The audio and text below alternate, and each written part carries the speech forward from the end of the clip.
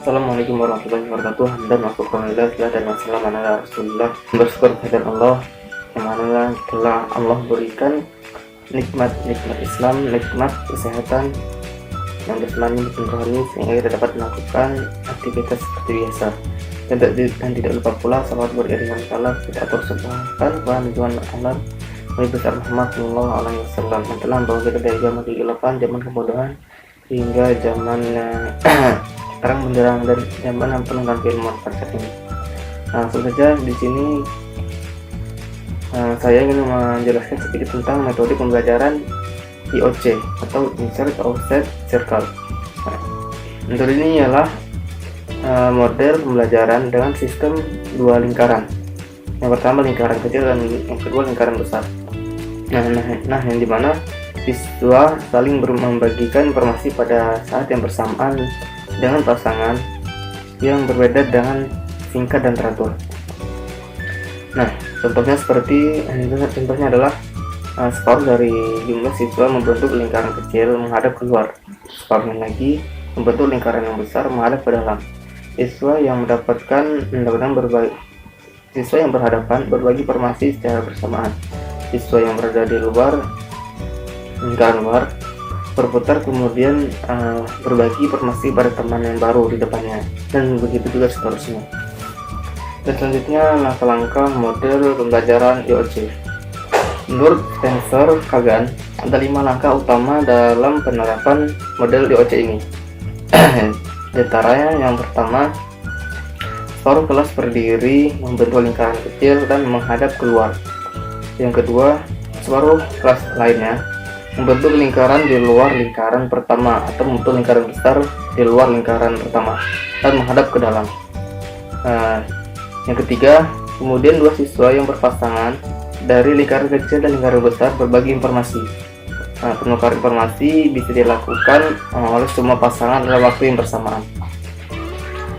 Yang keempat, siswa yang berada di lingkaran kecil diam di tempat, sementara siswa yang berada di lingkaran besar bergeser 1 atau 2 langkah saat jarum jam sehingga masing-masing bisa mendapatkan pasangan yang baru.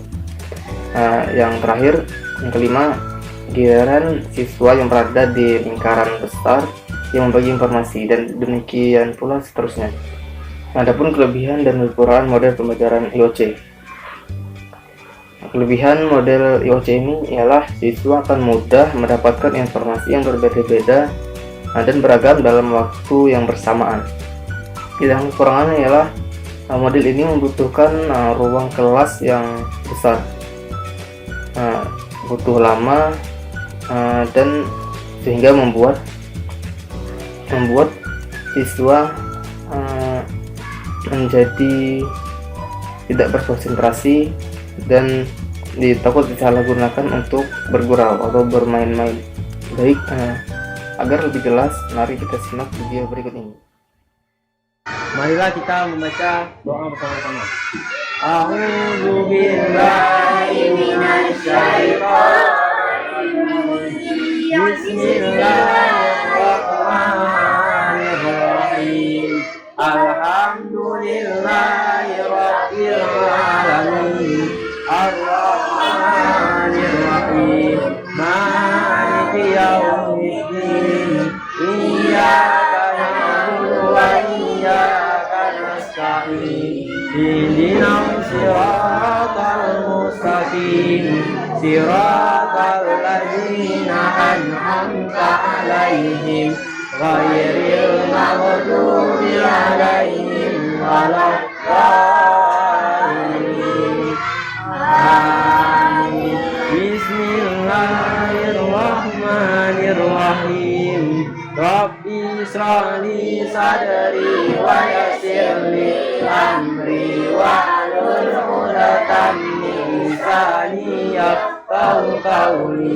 Rabbi zidni ilman warzuqni fahman. Rabbana atina fid dunya hasanah wa fil akhirati hasanah wa qina adzabannar. Wabarakatuh.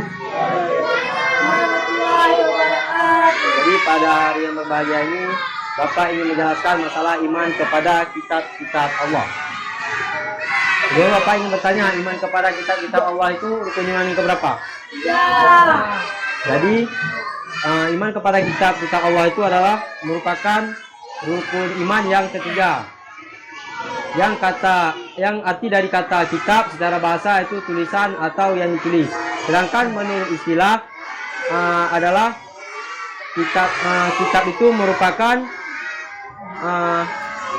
suatu wahyu dari Allah Subhanahu wa taala yang diturunkan kepada malaikat Jibril, dan dari malaikat Jibril kemudian diturunkan kepada para nabi Allah Subhanahu wa taala.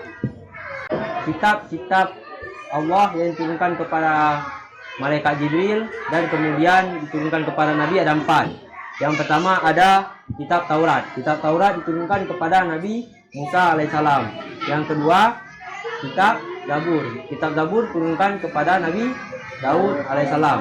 Yang ketiga kitab Injil yang diturunkan kepada Nabi Isa alaihissalam. Dan yang terakhir Al-Quran ataupun kitab pedoman umat Islam yang diturunkan kepada Nabi Muhammad SAW. Selanjutnya Bapak ingin membahas masalah pengertian iman kepada kitab Allah. Yang dimaksud dengan iman kepada kitab Allah yaitu meyakini dengan sepenuh hati bahwa Allah Subhanahu wa taala itu telah menurunkan kitab-kitabnya kepada malaikat Jibril, dan dari malaikat Jibril turunkan kepada nabi-nabi yang dikehendaki oleh Allah Subhanahu wa taala. Kemudian ada fungsi beriman kepada kitab-kitab Allah Subhanahu wa taala. Yang pertama, memperbaiki akhlak umat manusia sesuai dengan agama dan kitabnya masing-masing. Yang kedua, fungsi dari beriman kepada kitab-kitab Allah itu adalah sebagai pedoman hidup manusia. Yang ketiga, sebagai petunjuk bagi seluruh umat manusia. Mungkin itu saja yang dapat Bapak sampaikan. Wabillahi taufiq wal hidayah. Wassalamualaikum warahmatullahi wabarakatuh. Assalamualaikum warahmatullahi wabarakatuh. Jadi inilah yang dinamakan metode inside-outside circle. Setiap murid membentuk 2 lingkaran yang dimana satu lingkaran di dalam dan satu lingkaran di luar, di mana lingkaran yang dalam membagikan informasi ke lingkaran di luar, dan lingkaran luar juga memberikan informasi ke lingkaran dalam, dan kemudian lingkaran luar berpindah posisi ke arah kanan sesuai jarum jam. Mungkin ini saja yang dapat saya sampaikan. Terima kasih atas perhatiannya. Wassalamualaikum warahmatullahi wabarakatuh.